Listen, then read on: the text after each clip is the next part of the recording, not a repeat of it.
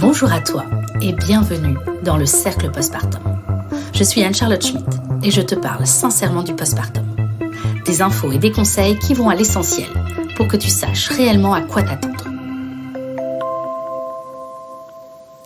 On se retrouve aujourd'hui pour la seconde partie de l'épisode sur le périnée en postpartum. Il y avait tellement de choses à dire que cette fois-ci, j'ai décidé de couper l'épisode en deux. Pour écrire cet épisode, j'ai eu la chance de m'entretenir avec Camille Tallet, sage-femme et ostéopathe présidente de l'association Périnée Bien-Aimé, qui a pour but d'informer sur les douleurs sexuelles, sur leurs causes et sur leur prise en charge. Dans la première partie, nous avons parlé de la consultation périnéale ou comment se préparer au postpartum au niveau périnéal. Pour mieux nous concentrer maintenant sur la phase post-accouchement. Après avoir fait ta ou tes séances d'éducation périnéale, tu connais à présent un peu mieux ce qu'est le périnée et surtout comment s'en servir.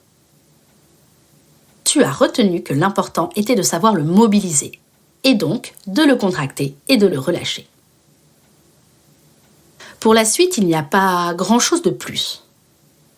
Pour l'accouchement, ton périnée ne sera pas un obstacle. Et puis après, il y a la prise en charge du postpartum. Alors, d'abord le postpartum immédiat, les quelques heures qui suivent l'accouchement, où il peut y avoir un œdème et un peu de douleur. C'est dès ce moment-là qu'il faut mettre en place des actions. On pense, avant la sortie de la salle d'accouchement, à prendre une dose d'arnica. L'arnica est prévue pour les efforts physiques intenses, les hématomes. Je pense qu'on est bien dedans. Et ensuite, la principale action consiste à prendre en charge la douleur. Souvent, les femmes se la jouent superwoman et diabolisent un peu la prise dentalgique. Et pourtant, après l'accouchement, je te conseille de prendre du paracétamol en systématique, ainsi que des anti-inflammatoires pour les 24 ou 48 premières heures. Cela permet de détendre les tissus et cela enlève la douleur. C'est important. Note qu'il n'y a pas de passage dans le lait maternel à ce moment-là, alors s'il te plaît, ne t'en prive pas. En résumé, les premières heures, si tu as mal, tu prends ton médicament. J'en ai déjà parlé dans le tout premier épisode du cercle postpartum. Mais cela évite ensuite aux professionnels de santé de courir après la douleur. Car si cela ne suffit pas avec du paracétamol et ou des anti-inflammatoires, on peut passer à des médicaments plus forts, comme des morphiniques. Et oui, on peut monter dans la gamme des antidouleurs. Ensuite, le bon réflexe, c'est le froid, le froid, le froid. Par petite application de 10 minutes, mais régulièrement, appliquer du froid sur son périnée, c'est un très bon antalgique. Et puis la chose fondamentale, c'est d'être allongée ou semi-assise. Et oui, pourquoi être en contact avec la zone douloureuse ? J'ai tellement vu de mamans en maternité, quand on rentrait dans leur chambre, elles sont assises sur le fauteuil en train de donner le sein ou le biberon. C'est pas possible. C'est allongé ou semi-allongé dans le lit, confortablement installé, que ton périnée sera le plus agréable. Et ensuite, quelques petits conseils et astuces. Quand tu vas aller faire pipi la première fois, tu peux faire couler un peu d'eau tiède ou encore faire pipi sous la douche. Sécher bien sûr en tamponnant avec la serviette et changer de protection régulièrement pour être le plus confortable possible.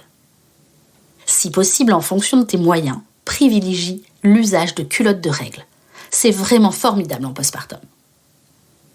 Voilà de quoi passer les premières heures et même les premiers jours.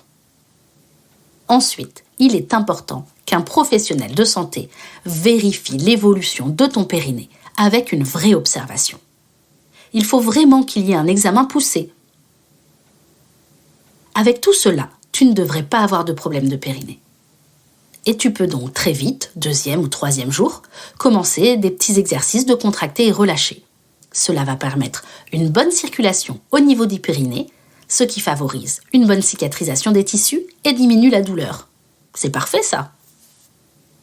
Donc régulièrement, par exemple à chaque fois que tu changes la couche de ton bébé, tu vas serrer ton périnée, faire un afflux sanguin, puis relâcher, faire un retour veineux et surtout garder un périnée mobile. J'insiste encore sur le fait que ce n'est pas juste contracter, c'est vraiment contracter et après relâcher. Sache que la descente d'organes qui suit un accouchement, c'est complètement normal. Une petite pesanteur, en fin de journée, parce que t'es allé faire un tour de pâté de maison avec la poussette, c'est ok.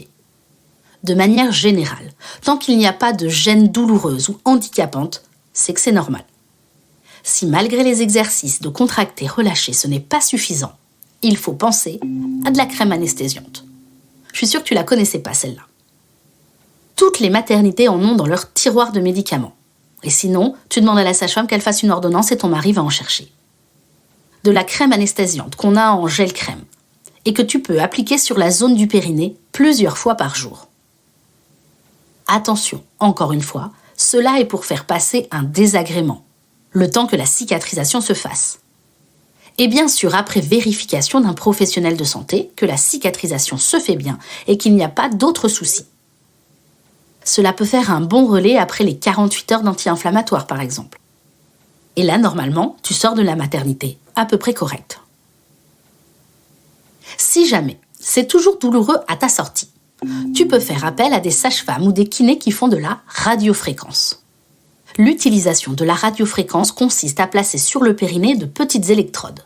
Ce n'est pas du tout douloureux. C'est vraiment très doux et très confortable pour la femme et c'est un procédé qui va améliorer les échanges entre les tissus. C'est bluffant. Ça résorbe l'œdème sous tes yeux, mais aussi les hématomes, les hémorroïdes et ça aide à la cicatrisation.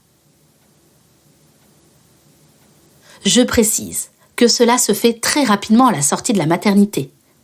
On n'attend pas 4 à 6 semaines avec des douleurs. Tu l'as compris. Au niveau du périnée, tu peux ressentir de l'inconfort, mais pas de la douleur. Tu sais, tu peux te servir d'une échelle de douleur pour visualiser où tu en es. Une échelle de douleur, eh bien, tu as le 0, c'est quand tu n'as absolument pas mal, et le 10, c'est à peu près l'équivalent de quand on t'arrache un bras. Eh bien, tu évalues honnêtement comment tu te positionnes sur cette échelle. Si tu es entre 1 et 3, c'est de la gêne. Au-dessus, il faut prendre des antalgiques. En aparté, n'hésite pas à exprimer ta douleur avec cette échelle aux professionnels de santé. Si tu leur dis « j'ai 5 en douleur », ils ne peuvent pas dire que ce n'est pas vrai. Bref, fin de l'aparté. Et pour la suite, au fil des semaines, il y a plusieurs options. L'option 1, facile. Pas de fuite, pas de problème digestif, pas de fuite urinaire, pas de fuite de gaz, pas de fuite de sel, pas de pesanteur, reprise des rapports avec pénétration sans difficulté. Dans ce cas, même pas besoin de rééducation, puisqu'on a fait l'éducation périnéale et que tu sais contracter et relâcher ton périnée. L'option suivante, tu as des pesanteurs ou des fuites. Dans ce cas, rééducation spécifique orientée sur la vessie. Option 3. Soit tu as peur de reprendre une sexualité pénétrative, soit tu en as repris une et tu as mal. Eh bien, rééducation orientée sur la douleur. L'idée est de venir travailler avant de reprendre les rapports, ou après avoir essayé. On fait comment ?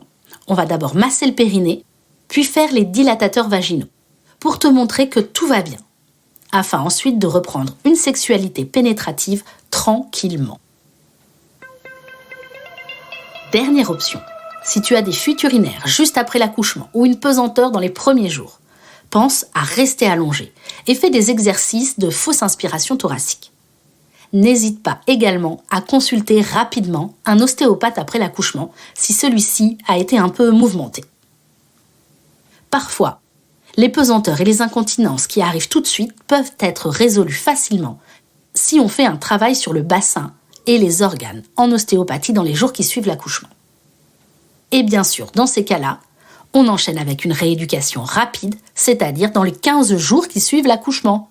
Pas besoin d'attendre les 6 semaines. L'idéal est de prendre en charge les douleurs de tout type, y compris les douleurs au rapport sexuel. J'insiste. Toutes les douleurs du périnée dans les 3 mois qui suivent l'accouchement. Après 3 mois, on rentre dans de la chronicité. Et il va falloir plus désensibiliser, masser le périnée, faire des dilatateurs, car on est vraiment sur une douleur qui est plus ancrée. Après 3 mois, entre 3 mois et 2 ans, post-accouchement, on peut travailler les cicatrices sans problème. Mais c'est plus difficile. C'est pas impossible, c'est juste un peu plus difficile. Cela demande un peu plus de travail, un peu plus d'expertise, car il faut vraiment aller sur de la désensibilisation, du massage pour décoller les tissus, vraiment un travail plus en profondeur. Le mot d'ordre, c'est que ce n'est jamais irrattrapable. Donc, même si tu as accouché il y a longtemps et que tu sens toujours une douleur, une gêne au niveau de ton périnée, tu peux te faire accompagner. Et surtout, si tu ne te sens pas entendu, tu changes de professionnel et tu t'orientes vers un spécialiste de la prise en charge de la douleur périnéale. Ça doit être la priorité avant même n'importe quelle rééducation. Et attention aux idées reçues. Ce n'est pas parce que tu as un périnée sans lésion apparente que tu n'as pas de douleur. Peu importe les lésions de ton périnée, éraillures, déchirures, épisiotomies, ce qu'il faut prendre en compte, c'est ton confort et tes douleurs. De même, ce n'est pas parce que tu as eu une césarienne que tu ne dois pas t'intéresser à ton périnée. Le périnée n'est pas sollicité qu'à l'accouchement, mais bien tout au long de la grossesse. En postpartum, on continue à penser à l'hydratation de la vulve avec une huile, comme précédemment cité. En ce qui concerne la rééducation abdominale, si tu pratiques du yoga ou du pilate, eh bien, cela sera bien suffisant de reprendre cette activité régulièrement. En revanche, si avant la grossesse, tu pratiquais par exemple un sport comme le crossfit, quelque chose d'intense, dans ce cas, il est conseillé de renforcer la sangle abdominale avec une rééducation auprès d'un kiné avant de reprendre la pratique. Bon, eh bien voilà, je pense avoir fait le tour de tout ce que je souhaitais t'apporter comme information sur le périnée. J'espère que cela t'a semblé clair et plus précis.